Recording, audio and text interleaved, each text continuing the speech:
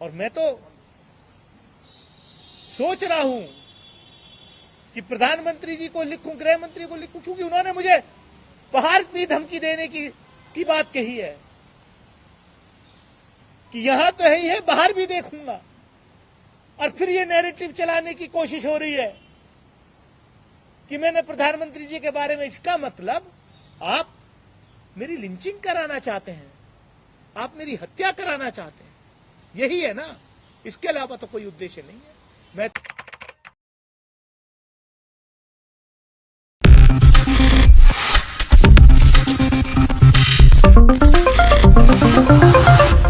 आचरण है जैसा कि बाहर आप करते हैं, आपके संगठन के लोग रोज करते हैं कि लोगों को प्रोवोक करते हैं, और जब उधर से कोई प्रतिक्रिया आ जाती है तो फिर गोदी मीडिया के माध्यम से, अपने आईटी सेल के माध्यम से आप जो है उसको चलवाते हो कि देखो ये तो ऐसा हो रहा था। लेकिन हम एक रिस्पॉन्सिबल पार्लियामेंटेरियन हैं, जनता ने हमें चुन करके भेजा है इस देश के लोकतंत्र की रक्षा करने के लिए, इस देश के आम आदमी, गरीब मजलूम की रक्षा करने के लिए।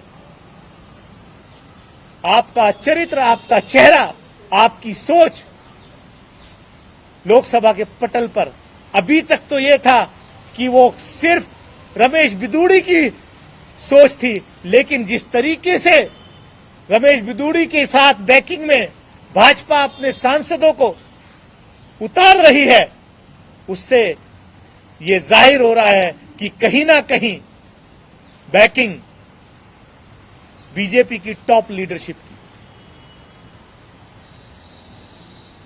और मैं तो सोच रहा हूं कि प्रधानमंत्री जी को लिखूं, गृह मंत्री को लिखूं, क्योंकि उन्होंने मुझे बाहर भी धमकी देने की बात कही है कि यहां तो है ही है, बाहर भी देखूंगा। और फिर ये नैरेटिव चलाने की कोशिश हो रही है कि मैंने प्रधानमंत्री जी के बारे में, इसका मतलब आप मेरी लिंचिंग कराना चाहते हैं, आप मेरी हत्या कराना चाहते हैं, यही है ना। इसके अलावा तो कोई उद्देश्य नहीं है।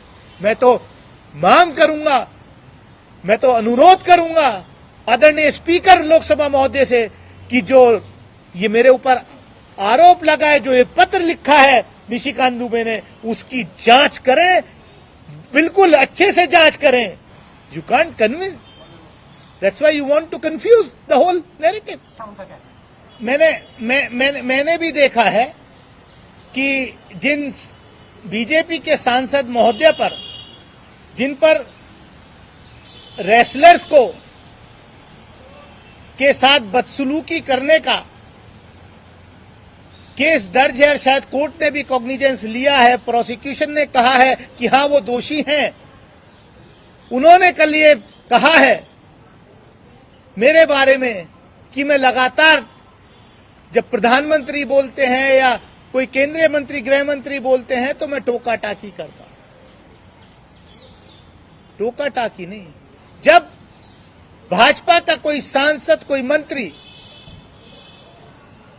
या इवन प्रधानमंत्री अगर कोई ऐसी बात कहते हैं जो सही नहीं है, जो हाउस को मिसलीड करने वाली है, तो मैं उस पर जरूर खड़े होकर के अपना पॉइंट नोट कराता हूं चेयर की परमिशन से। जब सीएए एनआरसी पर गृह मंत्री जी बोल रहे थे तो मैं उस वक्त खड़ा हुआ, जब उन्होंने कहा कि इतने हिंदू पाकिस्तान में थे, आज इतने रह गए, तो मैंने कहा साहब आप पहली बात सही कह रहे हैं बिल्कुल, लेकिन आप दूसरी भी कहिए कि वो ईस्ट पाकिस्तान में थे जो आज बांग्लादेश बन गया है। तो आप जो है ये नैरेटिव सेट मत करें। मैंने परसों महिला आरक्षण बिल जिस दिन डिस्कस हो रहा था, जब गृह मंत्री जी बोल रहे थे तो उन्होंने कहा कि महिला आरक्षण पहली बार देवेगौड़ा जी की सरकार ने, देवेगौड़ा जी ने इंट्रोड्यूस किया 96 में, कांग्रेस उस वक्त विपक्ष में थी। तो मैंने कहा नहीं, मैंने इस चेयर को कहा, मैंने क्या, अध्यक्ष महोदय, माननीय गृह मंत्री जी बोल रहे हैं मैं सही दुरुस्त करना चाहता हूं रिकॉर्ड पे, क्योंकि ये पूरा देश देख रहा है और इसको हमारी आने वाली नस्लें पढ़ेंगी कि रिकॉर्ड पे देश के गृह मंत्री ने क्या कहा। मैं कहना चाहता हूं कि ये गलत के बोल रहे हैं। देवेगौड़ा जी की सरकार ने इंट्रोड्यूस किया और वो सरकार कांग्रेस के समर्थन से वो सरकार थी। माननीय गृह मंत्री जी ने फिर अपने आप को दुरुस्त किया, उन्होंने माना कि हां मैं ठीक कह रहा हूं। अगर मान लीजिए कि मैं कोई बात जो मंत्री लोग, जो भाजपा के सांसद लोग अगर गलत बोल रहे हैं, उसको एक रिस्पॉन्सिबल पार्लियामेंटेरियन होने के नाते जिसका संविधान ने मुझे अधिकार दिया है, वो पार्लियामेंट्री डेमोक्रेसी में मुझे अधिकार है, तो मैं उसका उपयोग करता हूं। आप मेरे मुंह पे ताला तो नहीं लगा सकते। पार्लियामेंट में मैं आया काहे के लिए हूं?